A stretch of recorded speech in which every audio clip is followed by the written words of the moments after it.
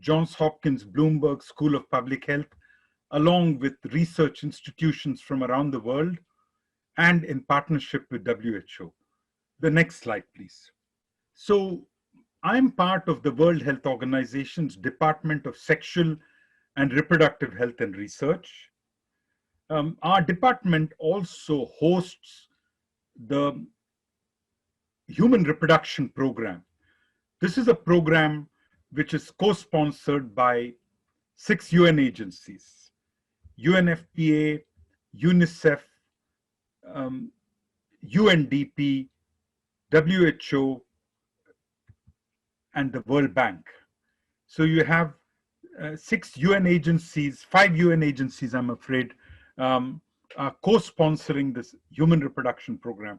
It's the only dedicated program in the UN for research on sexual and reproductive health. One of the big strengths of the Human Reproduction Program is that for every $1 spent in research, a certain amount of money is spent in research capacity building. This is mandated by our constitution.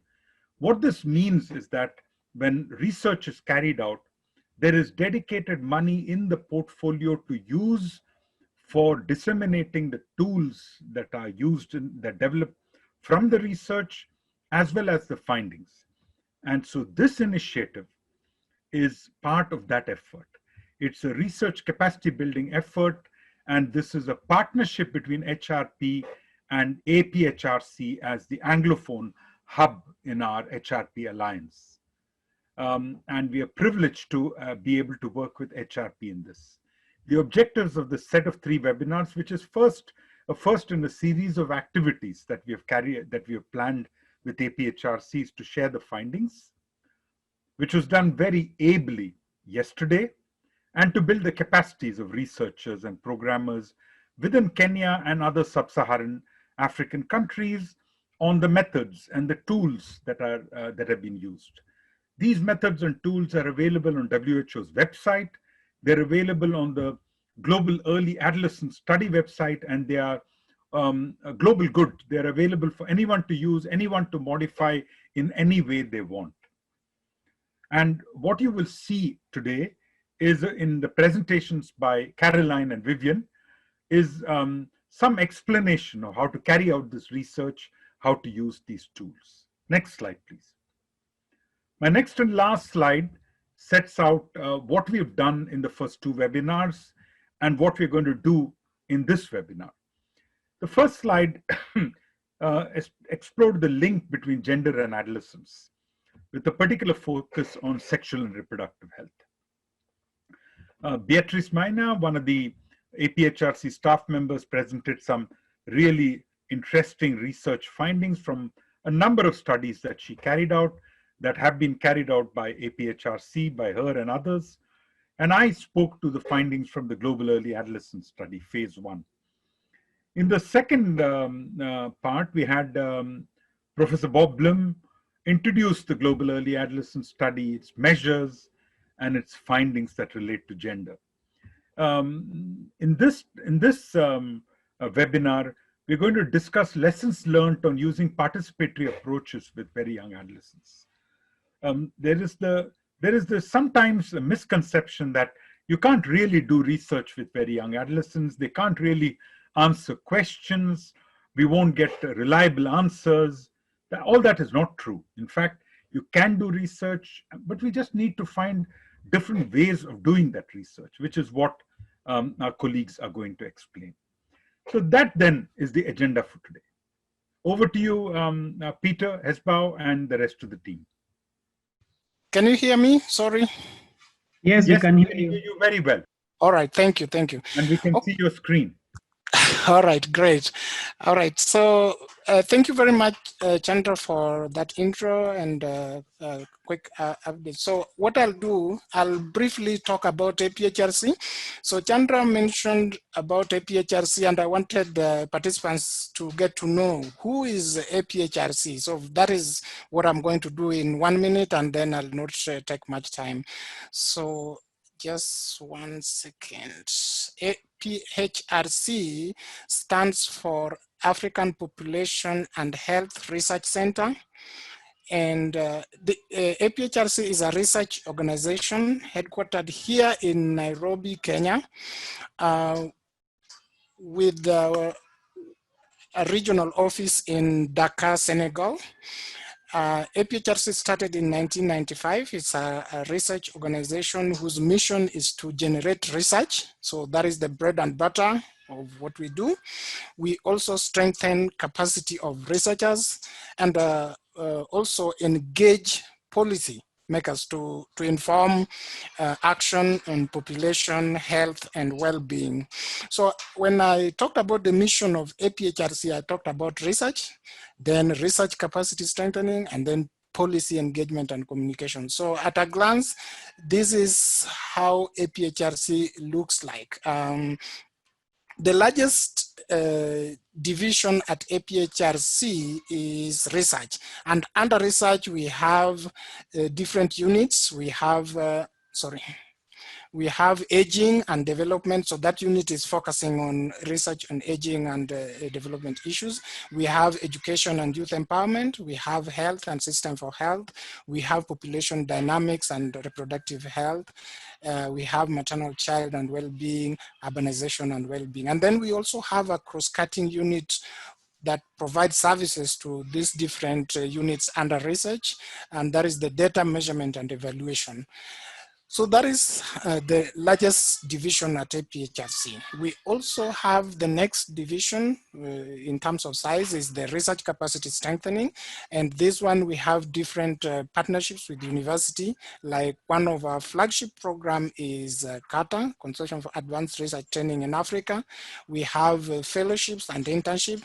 We have the training units, and under training unit, we conduct different training, mostly short courses, which we do for either an institution, meaning we tailor the training to a particular institution, or to the public, like the one we are doing now. And finally, we have research in higher ed. And then finally, for the PEC, that is policy engagement and communication, we have visibility, synergy, and advocacy units. And finally, of course, we have operations that help us to make sure that everything is moving along. So that is APHRC at a glance. I just wanted us, the participants, to know about APHRC. So next time somebody asks you, what is APHRC? We heard about APHRC during this webinar. Who are they? Where are they? At least you'll be able to say something. Thank you. And what I'd like to add to what Hesbon just said is that, you know, I am from India. I lived and worked in Zambia for 10 years. I'm now in WHO headquarters.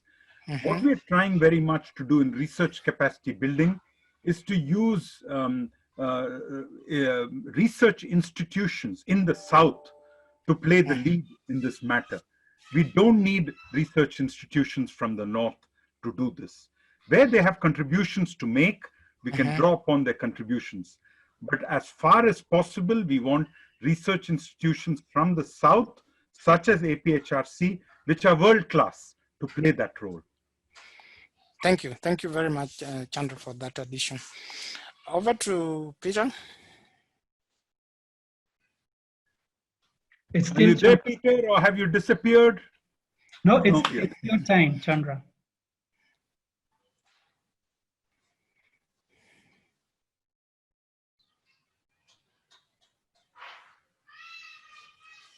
Hi, Chandra. Unmute. Yes, it's your time to introduce the panelists and to have Caroline start. Okay. So I'm very pleased to invite Caroline Kabiru and Vivian Nyakangi from APHRC to present on participatory methods in research with very young adolescents. Now, both Caroline and Vivian are able researchers, and they'll do a great job. Caroline is a dear friend and a respected colleague. I've worked with her from the early stage of the Global Early Adolescent Study in 2012, and she's made an enormous contribution to this study. And one of the great strengths of Caroline is that she also plays the role of looking at programming. In December, we launched a Journal of Adolescent Health supplement, 25 years since the International Conference on Population and Development, looking back and looking ahead. And Caroline was one of the guest editors nominated by the journal in recognition of her expertise in this work. I've been encouraging her to consider coming and working for WHO, but she has ignored me so far. Over to you, Caroline. Thank you very much, Chandra. And apologies, just because I'm using my phone, I'll switch off my video for now so that I'm saving on bandwidth, but I'll switch it back on during the discussion. So thank you so much, Chandra, for that very kind introduction. For the next 30 minutes or so, my colleague Vivian Nyakangi and I will share insights on participatory research with very young adolescents. I will begin by defining participatory methods in research and why they are important for research with very young adolescents. I will then give an overview of some of the methods that were used during the first phase of the Global Early Adolescent Study before handing over to Vivian, who will speak about the use of Photovoice in a study that the African Population and Health Research Center is implementing in one of the informal settlements in Nairobi. The study, which draws on tools from the Global Early Adolescent Study, seeks to identify evidence-based low-cost interventions that can be implemented to change social attitudes, practices, and beliefs in order to foster positive gender norms and improve sexual and reproductive health.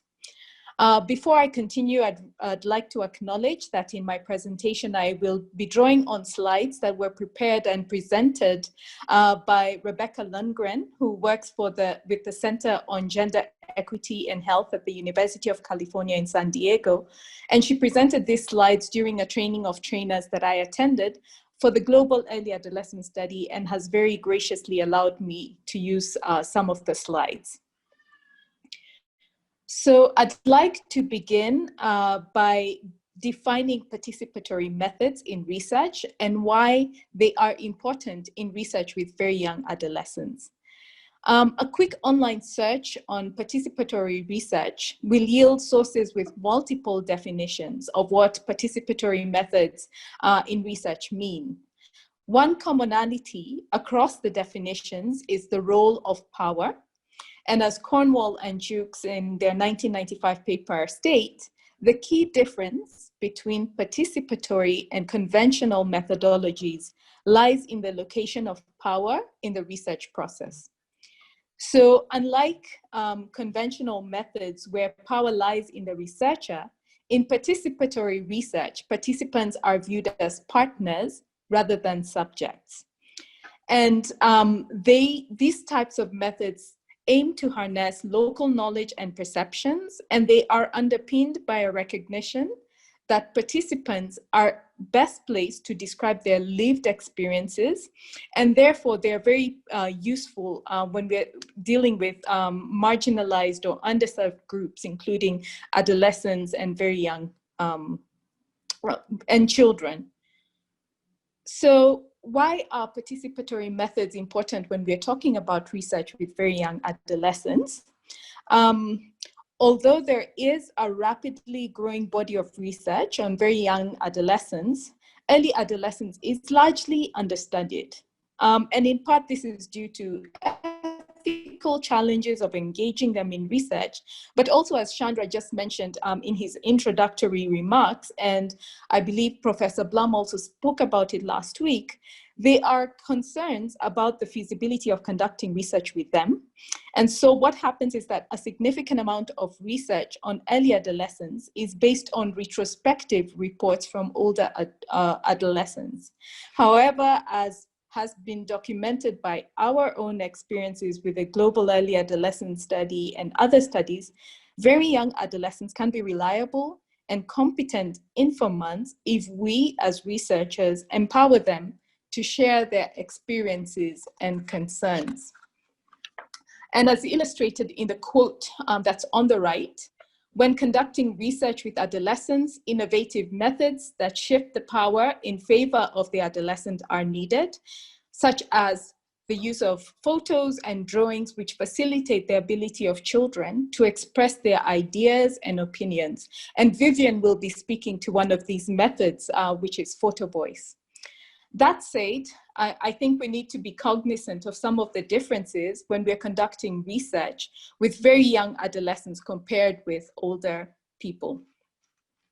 So how is conducting an interview with an 11-year-old different from interviewing an adult? First is that power, social power, and hierarchy is salient, and many young people are used to adults telling them what to do. So a typical 11-year-old may face significant challenge responding to questions honestly and clearly, and may be driven to give responses that they think the interviewer wants to hear. So techniques that allow adolescents to draw or to use objects may actually increase accuracy, since in that case, there's no right or wrong answer. Adolescents may also have limited cognitive and verbal ability. And so we need to be careful to be selecting data methods that are appropriate for their developmental stage. And interviews may take much longer because the adolescent may need more time to frame their response or to answer the questions being asked. And that was our experience when we were doing the Global Early Adolescent Study piloting, where we found, especially for 10 and 11-year-olds, they actually did need more time to sort of process the question and then respond to it. Finally, a very young adolescents may have a short attention span or a limited ability to sit still for a long time. And when collecting data for the first phase of the Global Early Adolescent Study, we actually did build in breaks, and we gave adolescents time to have snacks, to play around, and then come back and regroup, and we could continue with the interviews. So with that said, I'd like to briefly describe some of the participatory methodologies that we used during the first phase of the study. And the first method I'll describe is the boy and girl timeline, whose main purpose was to understand the similarities and differences in the ways in which boys and girls perceive adolescence, and as well to understand the main challenges or opportunities for a child becoming an adolescent boy or girl. So adolescents completed the activity in single gender groups of about 6 boys or girls. Each group developed a boy and girl timeline and then came together to compare and discuss the timelines. So they were given the following instructions. You're going to work in a group to make up a story about a child who lives in your community. One group will work on a story of a girl, the other on a boy. What shall we call them? In the image on the top left, they picked the name Jane. And so the next instruction was, on this piece of paper, I've put a mark for the day Jane was born. This line marks the point at which Jane has become a woman, an adult woman. So that's at the very right. All of the space in between shows days and years in between. You're going to write all of the important events and changes in their lives during this time. So adolescents were given time to actually discuss and sort of fill out the timeline. And when they had completed that exercise, we then brought the groups together, put the timelines on the wall, and asked adolescents to describe the timelines and to compare and contrast the boy and girl timelines. So does the timing of, say, adolescence differ for boys and girls? What are some of the key changes that happen that enable one to know that a boy has transitioned to be an adolescent and then to be a man? The next method that we used was the Venn diagram, which was used to understand key interpersonal relationships in the lives of adolescents in order to guide narrative interviews on the role of gender norms and behaviors in interpersonal relationship during the transition into adolescence. So this was an activity that was done one-on-one with the adolescent right after the timeline exercise. And the interviewer began by telling the adolescent that he or she, that is the interviewer, was interested in learning more about the people in the adolescent's life, whether that relationship was good or bad. The interviewer then explained that in the activity, the adolescent would create a map of all these people. And as illustrated in the image on the left, adolescents drew a Venn diagram with each circle representing a person, say mother, father, sibling in their life. Larger circles depict people who are more important to the adolescents, while smaller circles, those who are less important. Close or overlapping circles indicated that those people knew each other.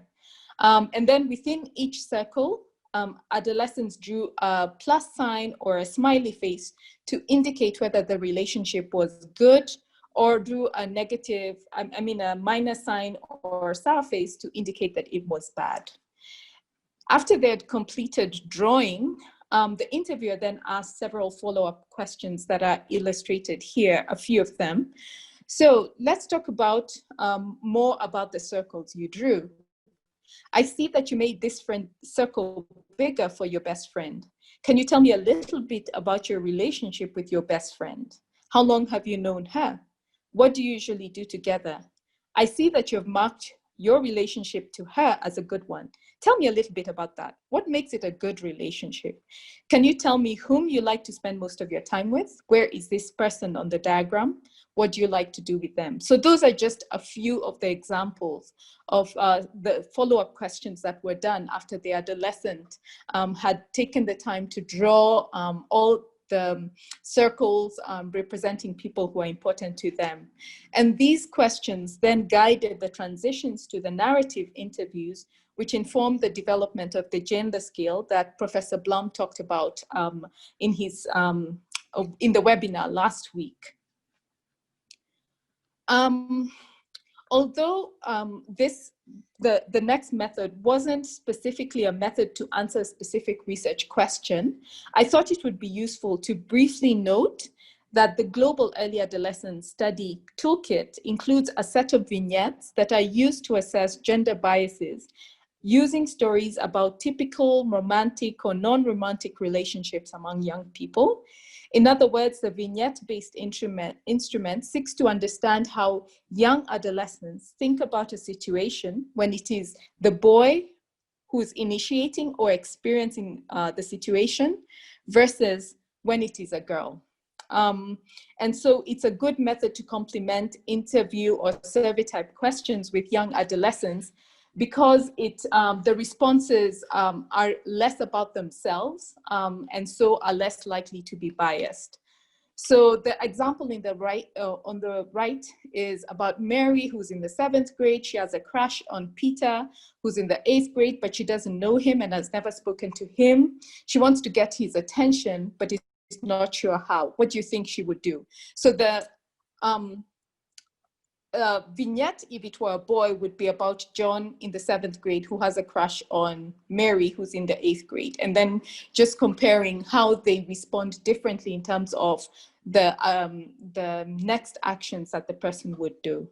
So the key point that really I wanted to highlight here is that these vignettes were actually developed together with adolescents. And in each of the sites, what we did is, from the narrative interviews, we identified typical scenarios, which were then shared with adolescents. And in focus group discussions with adolescents, the adolescents picked the situations that they wanted to highlight in role plays. They sat together, presented their thoughts on what would lead up to the event or situation and the likely setting for the situation. They then role played the situation with instructions not to rehearse, but just to have spontaneous conversation. And at the end of the role play, the participants described their reaction to the character and their feelings before other adolescents commented on the role play and what they would have done differently. And then, of course, the actors had the opportunity to respond to that feedback. Based on the role play, the focus group discussions, the research team then developed the vignettes, the questions and the response options. And once the entire list of vignettes had been developed, we sat with adolescents again to ensure that they were a good reflection of typical situations that they might experience. So this was not an approach specifically to answer a research question, but part of the tool development process. And I just wanted to highlight that as another example of participatory work with adolescents. So before I hand over to Vivian, I thought I would share a few tips for research with very young adolescents. Given the point I shared earlier about adolescents' attention span, it is useful to build in time for breaks. In the photo on the right, we show a break activity where one of the boys was showing off his acrobatic skills. So this was in the middle of an activity where we stopped and said, let's have some time for fun. Depending on how long the interview is, it's useful to consider providing snacks or a hot meal, which we did even for our quantitative survey in the pilot phase because of the length. And then also consider that the activities that are best done separately for boys and girls to ensure full participation. So for the timeline activities, those were done in single gender groups. For the discussions around the vignettes, we brought boys and girls together, though in terms of role play, those were done separately in some instances, because we noticed that girls tended to be less engaged in mixed groups for certain activities. Finally, the choice of research assistants matter. We found it was best to have research assistants who are energetic, who have the ability to get on along with children, who are non-authoritarian, and who have previous experience working with adolescents. As I wrap up, I'd like to note that there are quite a number of resources that are available on participatory methods. However, I'd like to bring specific attention to the first item on that list, which is a link to the Global Early Adolescent Study Toolkit. If you scroll down the website, you'll find a link to the qualitative measures, which include a set of files on the protocol for the qualitative work, including the timeline, the Venn diagram activity, and a separate protocol on the vignette development. So I'll now turn over to Vivian to share an example of the use of Photovoice in a particular study. Just a minute, Vivian. Thank you, Caroline, for a great presentation. I have 3 questions for you before I hand over to Vivian. One is, that was a fascinating presentation. Are all the tools that you pointed to available in the website that you showed? Yes, if you scroll on the website, you'll come along a section on the qualitative tools and protocols. And if you click that, you actually do get the protocol, which describes the Venn diagram activity, the timeline, the sorts of questions you ask, and as well, there's a protocol on the vignette development. Thank you, Caroline. I understand that you're having internet difficulties in Nairobi, but if possible in the discussion time, it'll be great if you can show people the website so that people can navigate it. Sure. So that's one. Second is, Caroline, you were involved in the development of the tools in phase 1. How would you characterize it? What was your role? Did you feel that you had a small role, an equal role, a big role? And my third and last question is, now having used the tools in Kenya, do you feel they are appropriate to the country? Do they respond to the needs of the country? So your role in developing them and your reading of how appropriate they are to the Kenyan context. Sure. And yes, I'd be happy to show the Global Early Adolescent Study and show exactly where the documents are available. In terms of our role in developing, the Global Early Adolescent Study was a 15-country study. That's phase 1. And each of us was actively involved in terms of data collection for the different activities, for the whether it's the timeline, the Venn diagrams, the narrative interviews, and as well as the piloting. And I do feel that, yes, we played a significant role in that process.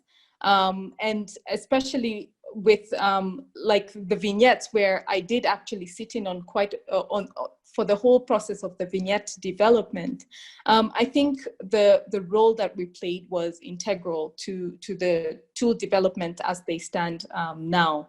So I would say yes. Are they relevant? Certainly. I think one of the key things that stood out for me was how similar the findings were for Nairobi to other sites. I think, yes, there were a few differences, but for me, what stood out was how much similarity there is in young people's experiences as they grow up. So for me, yes, I would say the answer would be yes. I certainly believe that the tools are relevant for data collection in Kenya. Thank you. We go on to Vivian. I just want to reinforce the point that these were not tools developed in Geneva or New York and then tweaked in the countries. It was truly a collaborative development process. In the discussion section, Caroline, it'll be good if you talk about how papers have been written, for instance, between India and Egypt and between Kenya and other sites, just to show the similarities and where the differences are across the two sites. But now over to you, Vivian. Thank you, Chandra and Caroline. So I'll be sharing experiences from a project we conducted, or we are still conducting in Nairobi, known as the Gender Socialization of Very Young Adolescents, in short, the STARS project. That's experiences on Photovoice. Next slide. So briefly on the STARS project, the aim of this project is basically to understand gender socialization and sexual behavior among very young adolescents, and eventually to design low-cost interventions to foster positive gender norms among the very young adolescents. So Photovoice was one of the methodologies that we used in the formative phases of the project to be able to document the barriers and enablers to the development of positive gender norms and SRH. And in this activity, we involved pupils who are in grade 5 and grade 6, because we were working in schools, majority of whom were early adolescents and their teachers. So Photovoice is one of the many participatory methodologies that you can use in research. And in Photovoice, the participants document their lived experiences using photographs. It's a good method because it empowers the participants to be co-researcher rather than a mere respondent, as alluded to earlier in Caroline's presentation. You give some powers to the participants. And also it enhances dialogue and reflection about sensitive topics in under-acknowledged groups in society, like the early adolescents, and when you're talking about matters SRH. So I briefly talk about the process of Photovoice as we used it in the STARS project. So the very first thing that we did, that's from the point when you are in the field, when you hit the field, so is the training of the participants. So your participants are actually going to be acting as researchers. So you have to take them through a training, and the training is on the objectives of the project, so that you get the participants to understand what your project is about, so that they're able to know the kind of photos to take and know what the project entails. And then you also take time to train them on the technicalities of using a camera, basically how to take photos, how to take clear photos, how to zoom in, how to zoom out, how to view, how to delete, so that they're able to operate the camera when they're in the field alone. You also train them on some photo ethics and consenting procedures. And then after training the participants, you give them time to take the photos. But before they go to take the photos, you give them a prompt. A prompt is like a guide on the kind of photos that they will need to take. And then they will take the photos, and then they select the best photos by themselves. After that, now you will have a display of the photos and hold a discussion where the participants print the photos, they caption, and they display. And then you have a discussion on on the photos and the captions. The next slide. So in the STARS project, this was our prompt. What is life like for boys and girls your age in your school and in your and in the school environment, that's the home and the community. And here basically we wanted the adolescents to take photos that depict, the kind of activities that girls and boys took up in the community, the kind of chores that they were assigned at their homes, the kind of difficulties maybe that they face in the community, and maybe the kind of relationship that they engage in. And really the emphasis was on the similarities and differences in the lives of the young boys and girls in the community.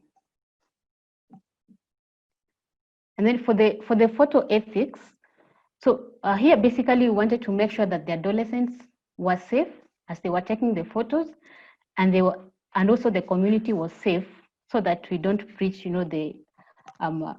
their rights, the rights of the community. So we encourage them to avoid taking any photos that could identify people's faces or places in the community. In instances where they had to take a photo that was going to identify people's faces, they had to ask for extra consent for the photo to be used in the research project. And they also had to ask permission to photograph. So whether they are photographing a person or the property of a person, they had to ask permission to do that. Then we also encourage them to keep safe. That's to avoid going to places that they normally wouldn't go to, or doing things that they normally wouldn't do just to get the pictures.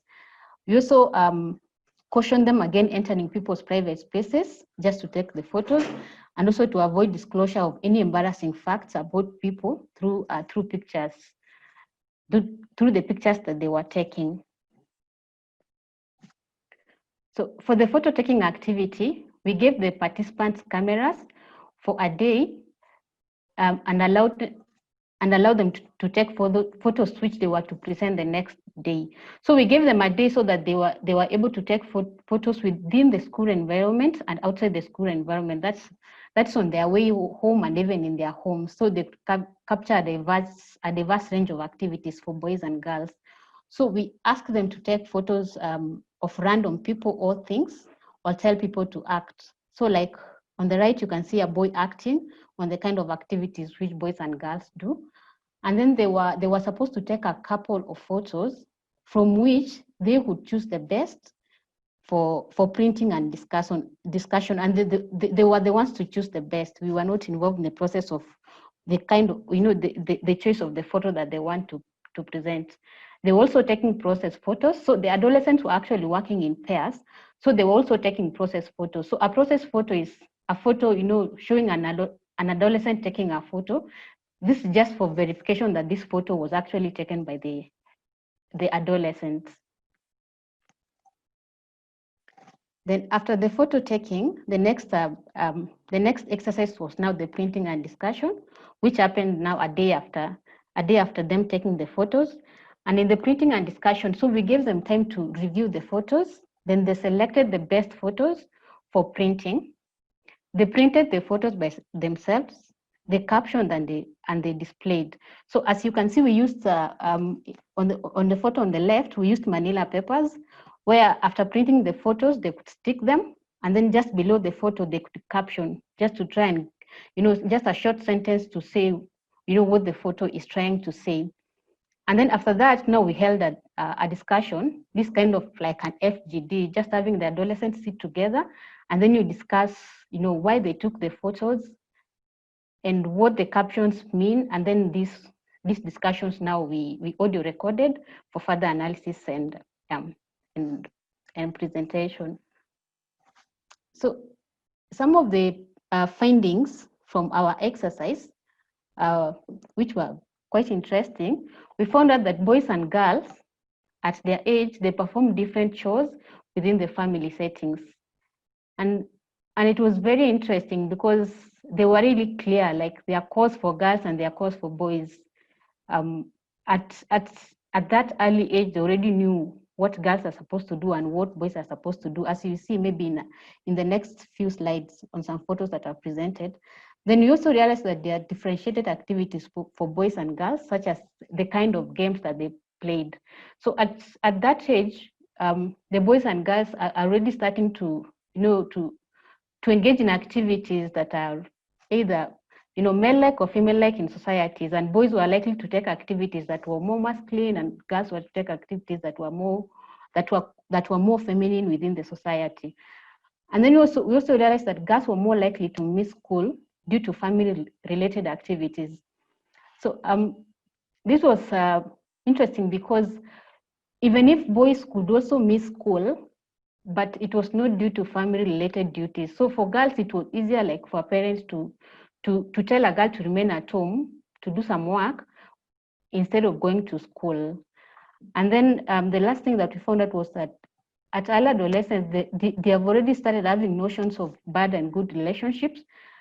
This is based on what maybe they are told in societies, like this is good and this is bad. And mostly what was considered bad relationships was the kind of romantic relationships, while the good relationships are those ones that are non-romantic. So in the next few slides, I will show you some of the photos and some of the captions that adolescents gave. So for this first photo, we can see, some patients, and the caption was, "Girls are expected to wash clothes, but not boys."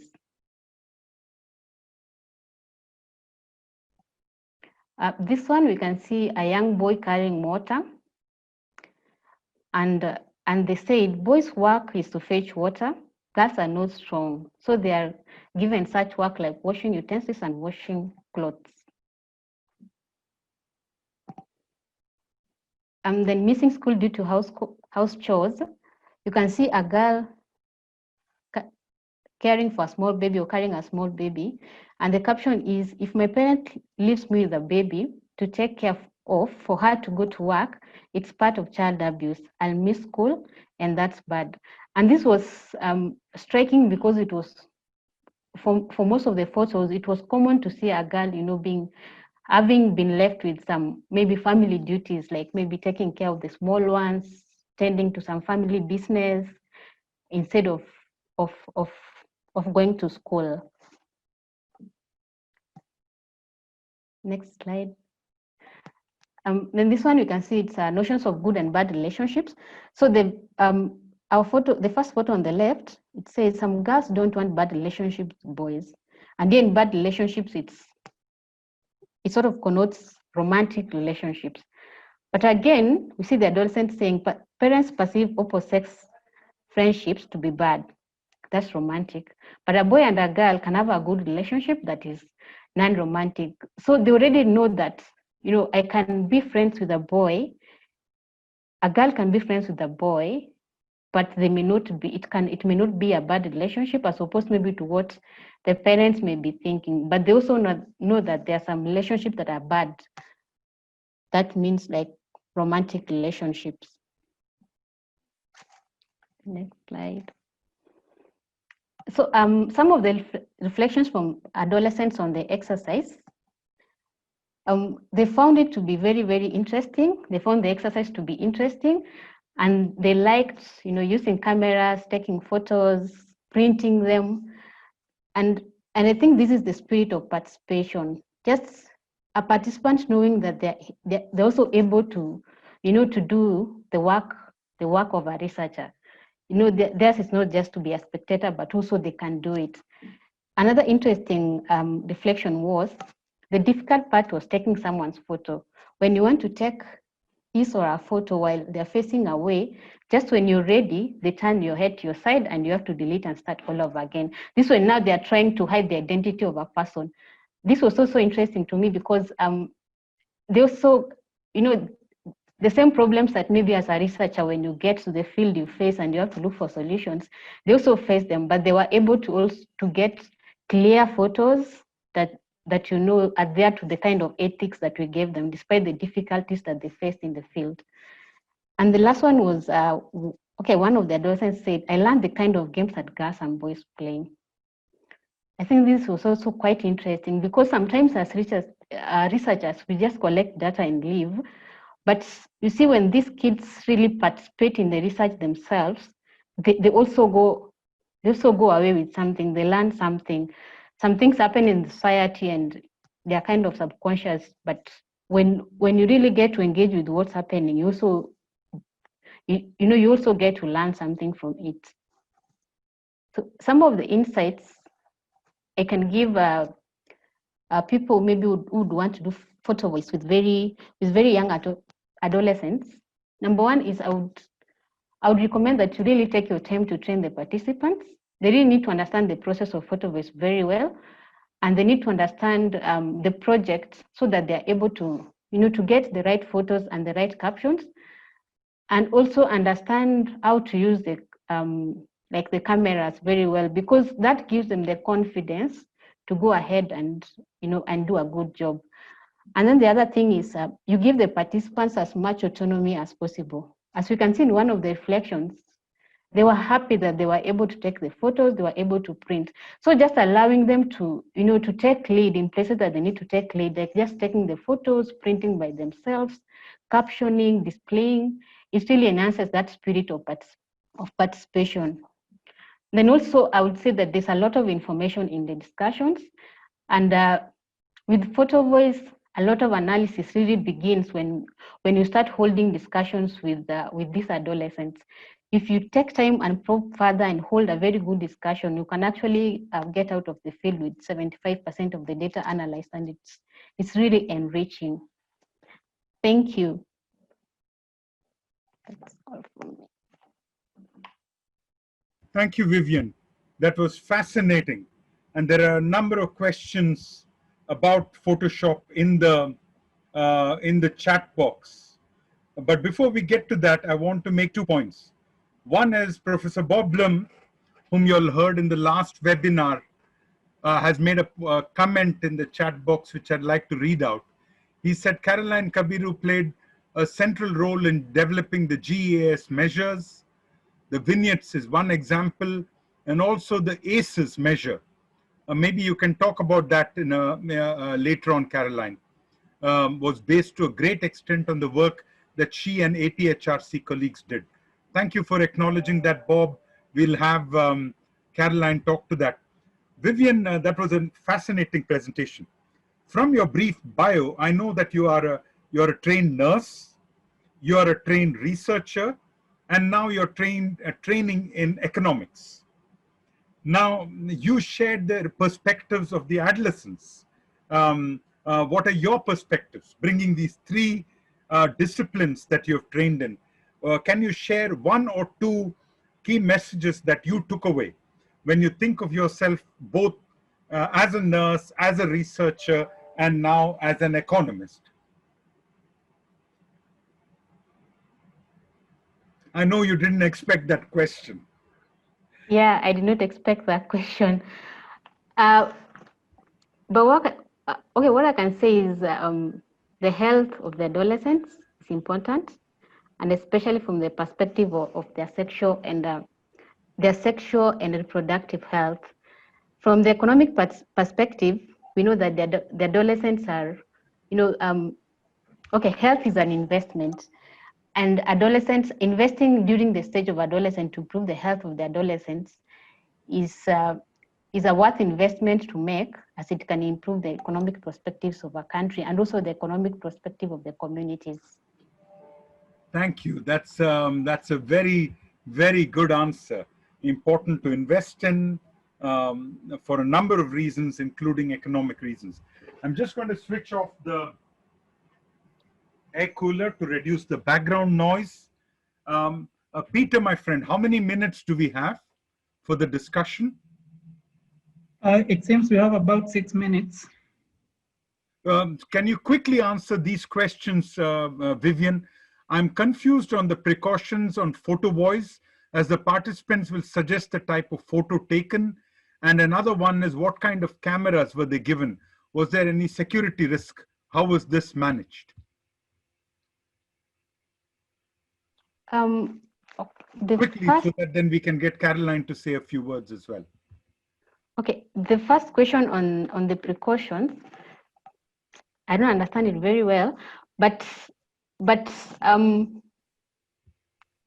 don't know if that means, is it a precaution where you need to ask for permission, or what does it mean?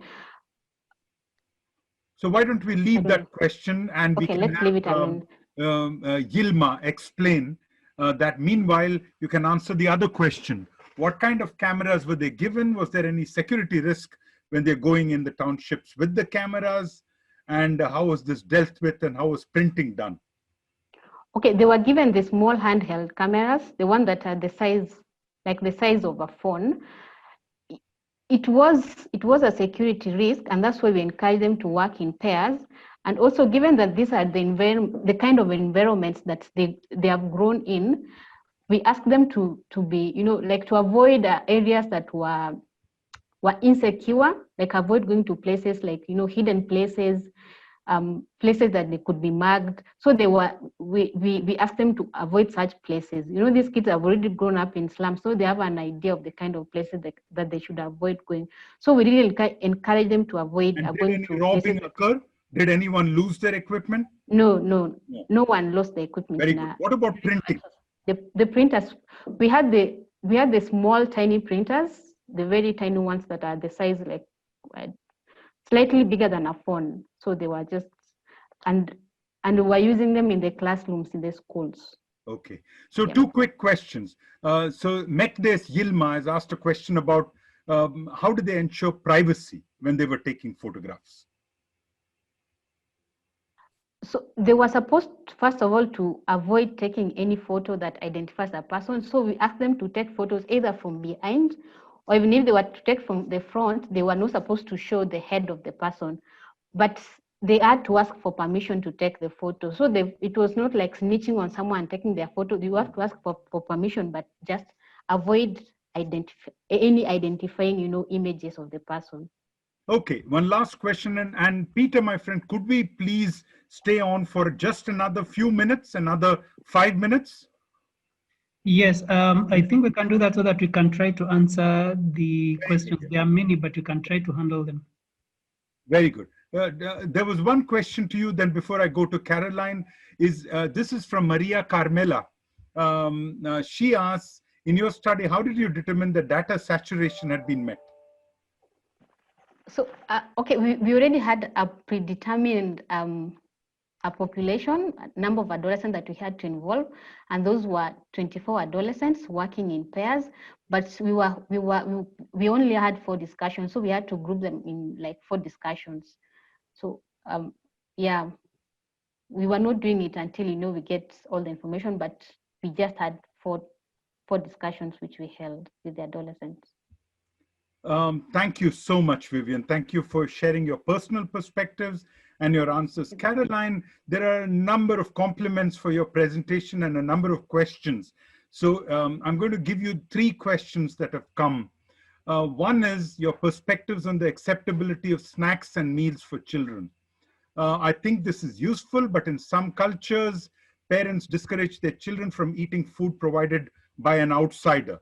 So that is one question. The second question is, how did you handle the issue of parental consent? That's the second question. And a very interesting question that has just come is, how can adolescents with disabilities take part in participatory research? Over to you, Caroline. And then I hope you will be able to share the tools, the link to the tools. Over to you, Caroline. Thank you, Chandra, and thanks, Bob, for the compliment and for the kind words. With respect to the issue around snacks, yes, it is true that there are situations where parents may not be happy with their adolescents taking snacks from outsiders.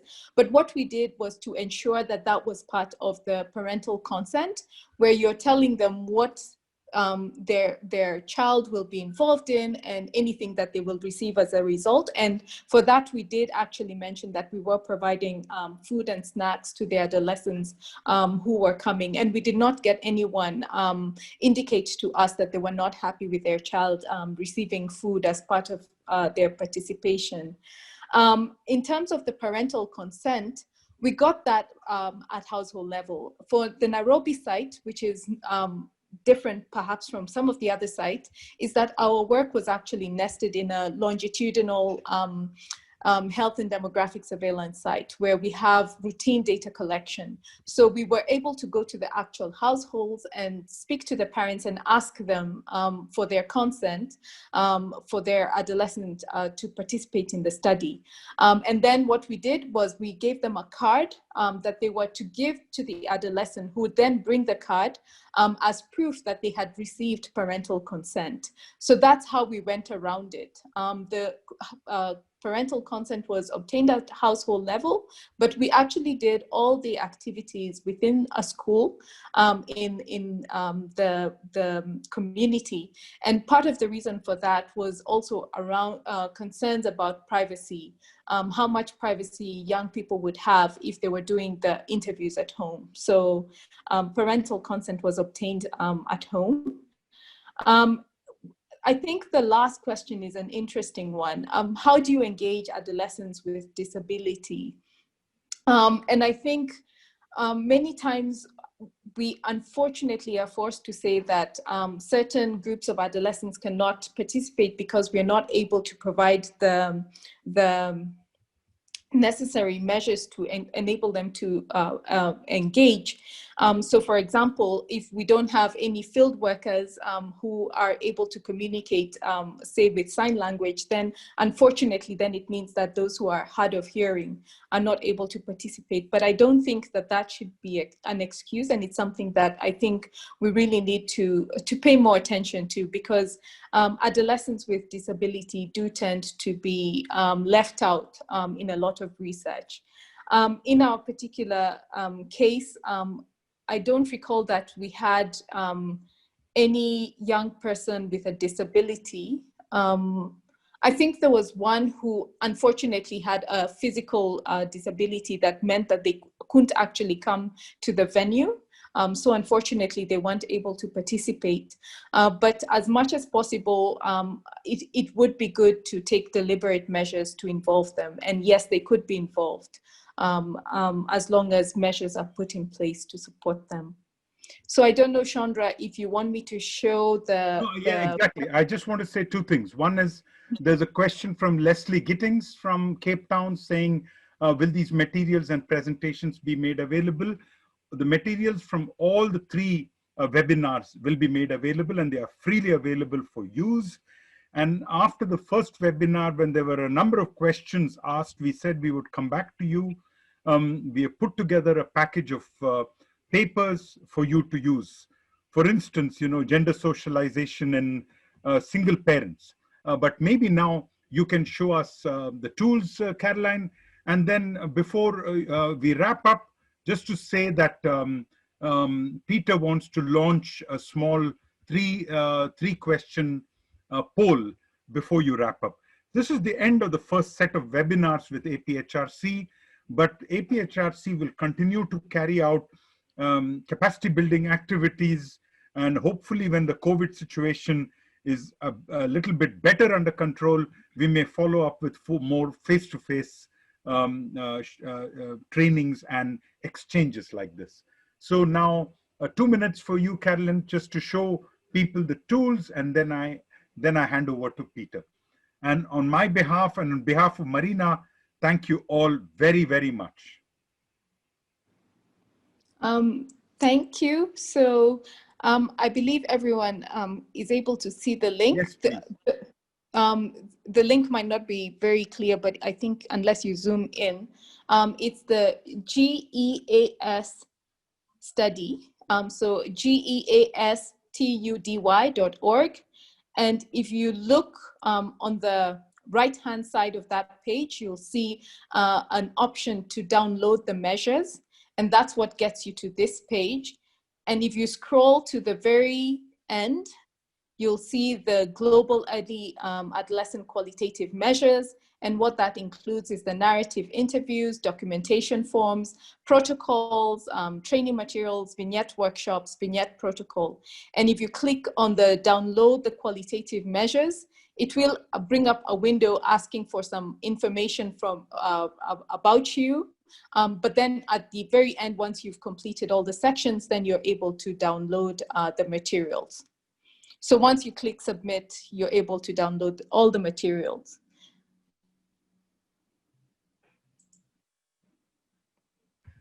essentially to say that all these tools are available in the public arena, in the GEAS website, and in the WHO website in English, French, and Spanish.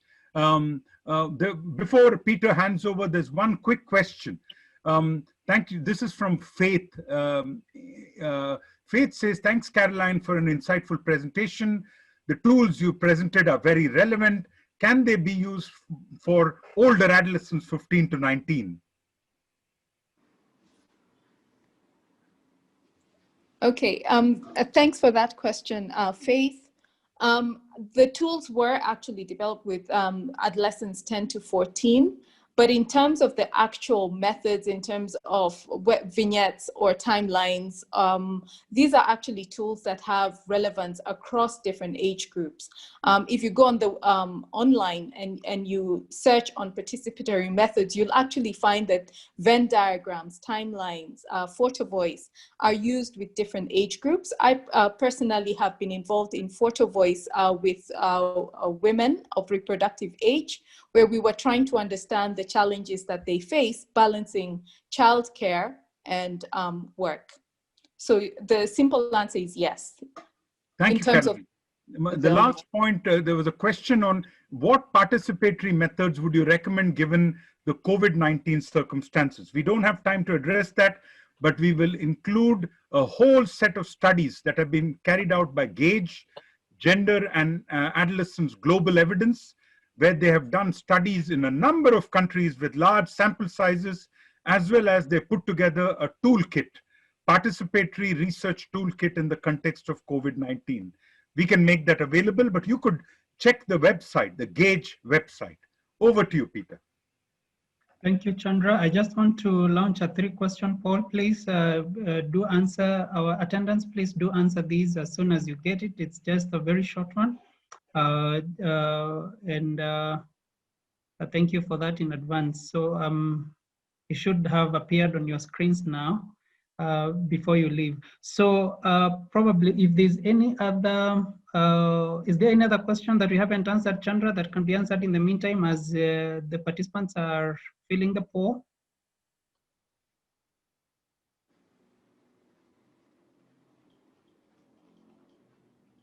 Useful. There's a question for Vivian, and this is from Maria Carmela again. May I ask the process of your photo interview? Did you, Wang Ang Buris is commonly used. Did you use this framework? If not, what did you employ?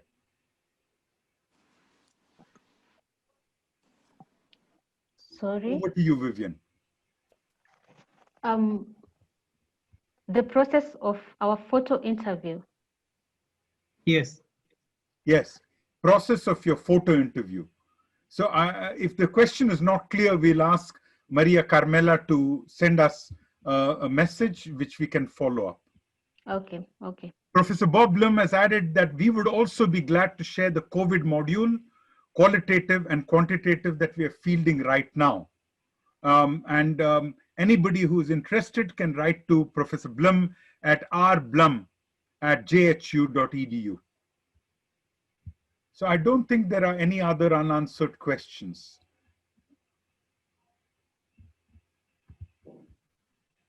Did you answer the question on saturation? Yes, I did. Okay.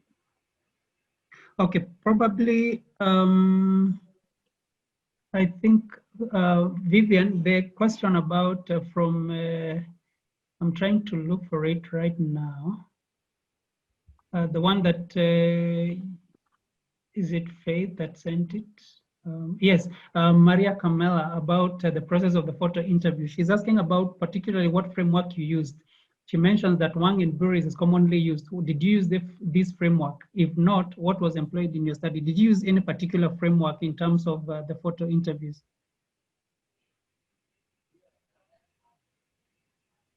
No.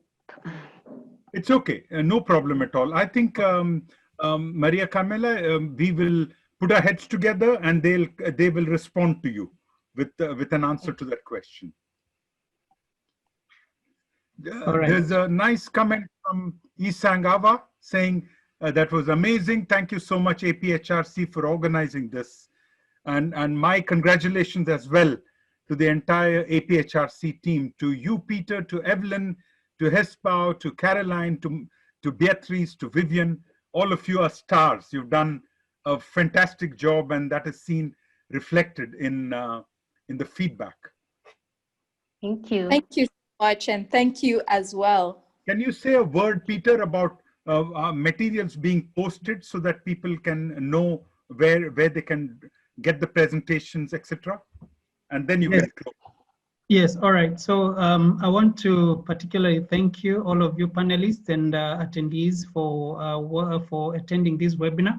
The materials that have been shared from the first webinar to this webinar today, I will share them, though I've been sharing those that for the past two webinars, but I'll put them together and share all of them to all that have been able to attend, including those that registered, but were not able to attend any of the webinars. So I'm going to share them probably by the end of this week and share all the materials. And if you have any more requests, then there's an email that we've been using to invite you to the webinars. That is APHRC training at aphrc.org. You can submit any more requests or even any more questions that you may have. And then we would like to come back to you probably after 6 months just to find out how you have been able to use the information or the knowledge that you have gained from the dissemination webinars, and if you've had any opportunities to use that knowledge, or if you have had any challenges, or if you'd like any support in terms of using the toolkit.